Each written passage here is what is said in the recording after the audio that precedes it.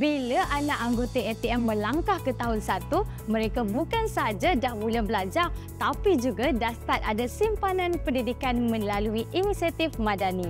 Simpanan pendidikan Madani adalah kerjasama strategik antara Yayasan Lembaga Tabung Angkatan Tentera YLTAT dan juga Perbadanan Tabung Pendidikan Tinggi Nasional PTPTN. Inisiatif ini bagi bantu anak-anak anggota ATM ada simpanan pendidikan sejak awal sekolah lagi.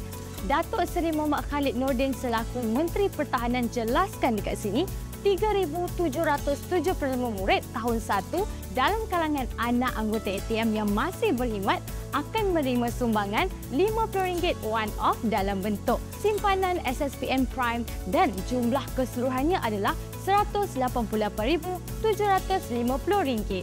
Ini bukan sekadar duit poket tapi simpanan awal yang boleh berkembang dan satu langkah untuk jamin masa depan pendidikan anak-anak warga tentera. Paling menarik sekali, akaun SSPN ini akan terus aktif. Jadi, ibu bapa bolehlah tambah simpanan sedikit demi sedikit bila-bila masa je.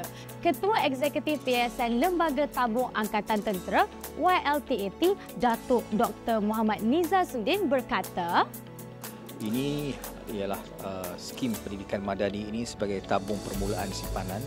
Saya menyeru supaya adik-adik, anak-anak dan juga ibu bapa supaya menggunakan kesempatan di atas penabungan permulaan awal akaun diberi oleh yayasan ini supaya terus menabung, supaya budaya menabung itu dilihat pada peringkat awal dan terus berjimat cermat dalam soal pendidikan anak-anak kita. Dan saya yakin bahawa ini ialah untuk manfaat besar demi masa depan anak-anak kita.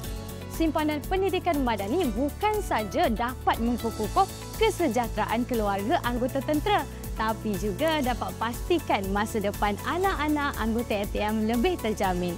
Ini tandanya minda prihatin pada kesejahteraan warga ATM kerana anak-anak ini wira negara hari ini adalah harapan dan juga pemimpin Malaysia pada masa akan datang.